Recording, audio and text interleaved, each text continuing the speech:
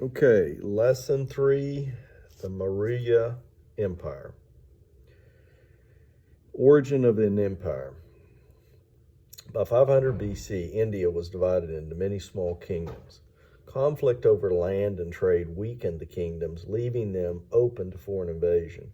Persian armies conquered the Indus Valley in the 500 BCs and made it part of the Persian Empire. The Greeks, under Alexander the Great, defeated the Persians. Alexander entered India, but turned back in 325 BC when his homesick troops threatened to rebel.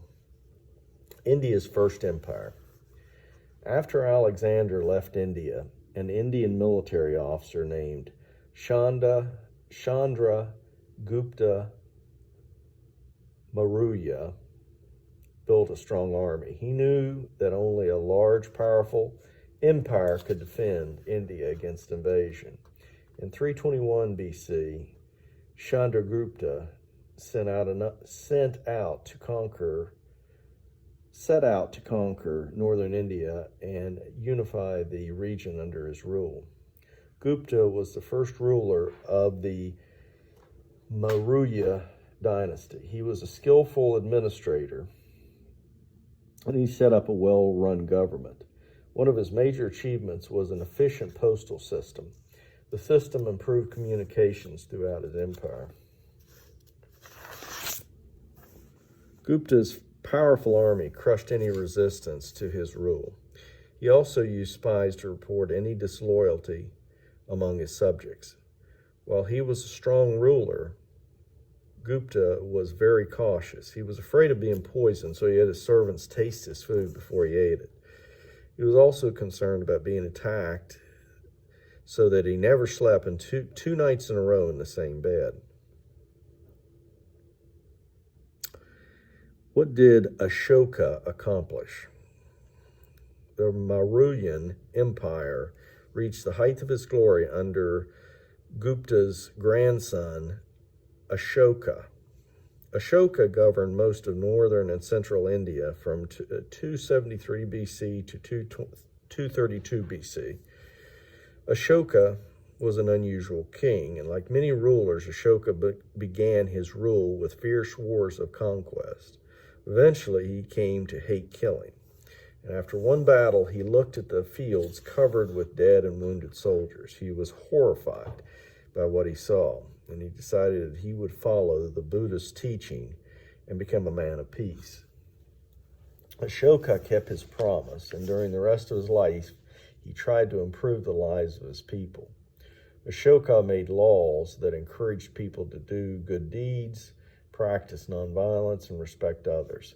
He created hospitals for people and for animals. He built fine roads, rest homes, shade trees for animal travelers. Ashoka was the first ruler to promote Buddhism. He sent teachers to spread the religion throughout India and other parts of Asia. Buddhist teachings and the laws of Ashoka were carved on rocks and tall stone pillars for all the people to read. Carved on one rock is this ideal, and you guys can read that.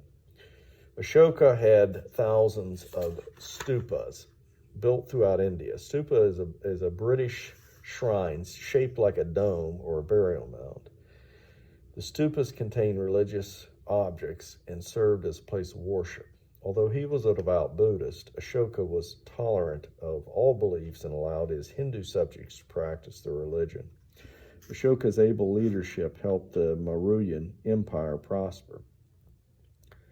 India's good roads helped it become a large center of trade network that stretched to the Mediterranean Sea. The end of the Mauryan Empire.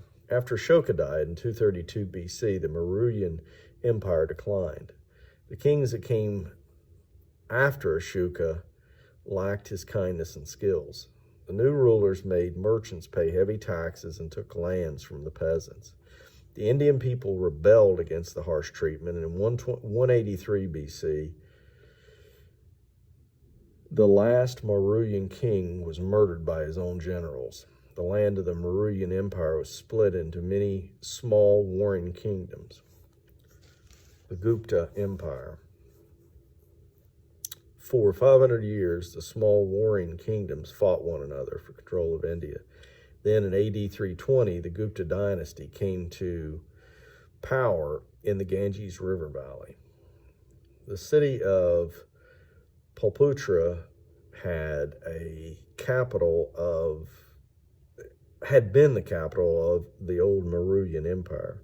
It was now the capital of the Gupta Empire.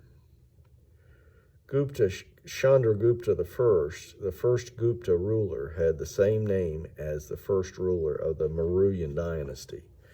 Gupta I ruled for 10 years, and he chose his son,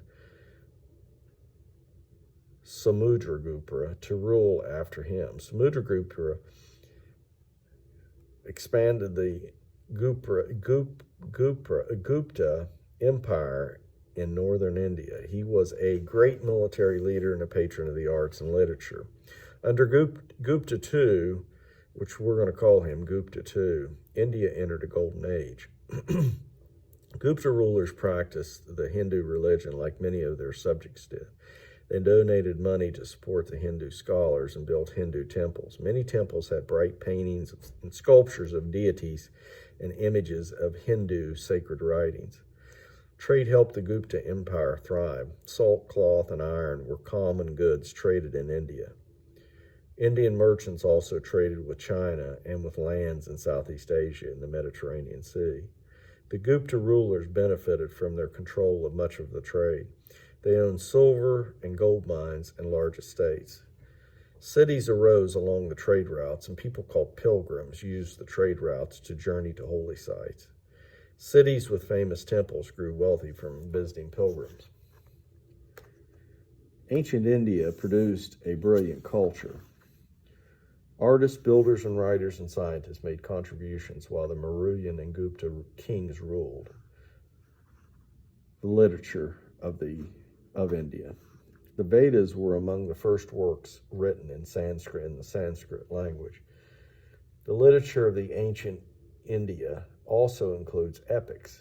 A Hindu epic are sacred texts that teach important moral lessons. The people could learn the correct and acceptable behavior through interesting stories.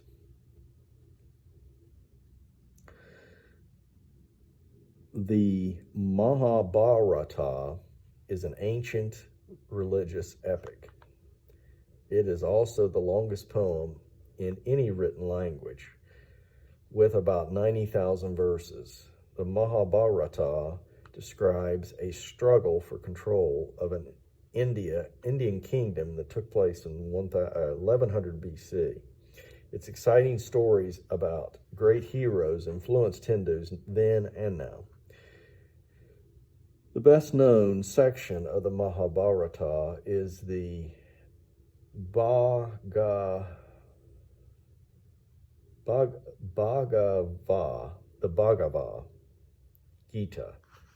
Gita, or Song of the Lord.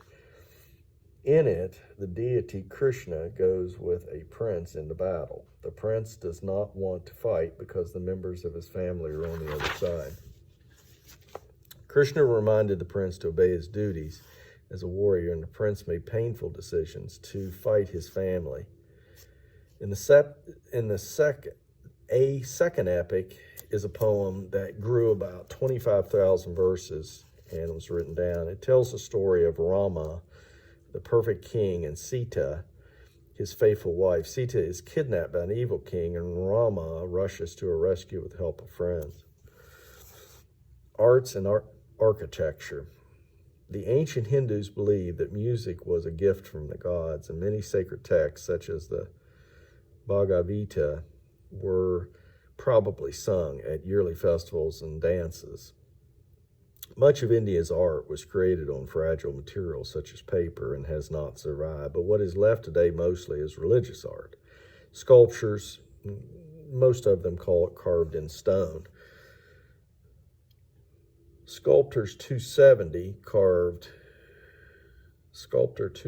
I'm not sure what they're talking about there, carved images of the Buddha as early as AD 100, in the AD 100s. The most important structures in early India were the rulers' palaces and the temples used for religious worship.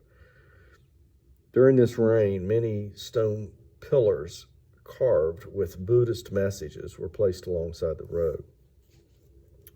Indian mathematicians, now we're talking about Indian mathematics. Indian mathematicians of the Gupta period made important contributions. Aryabhata was one of the first scientists known to have used algebra. Indian mathematicians explained the idea of infinity, something without an end. They also invented the symbol zero and connected it with nothing, with the idea of nothing. The Indian invention of zero affected the study of mathematics and science. Modern technology, such as computers, would not be possible without the concept of zero. Gupta mathematicians developed symbols for the number 1 through 9 as we know it today. And in AD 700, Arab traders adopted these symbols, or numerals. European traders later borrowed them from the Arabs. In AD 1200, use of these numbers spread throughout Europe and replaced the Roman numerals. Today, this system of number symbols is known as the Indian Arabic numeral system. Advances in science. Scientists and scholars in ancient India also made important advances in astronomy and technology.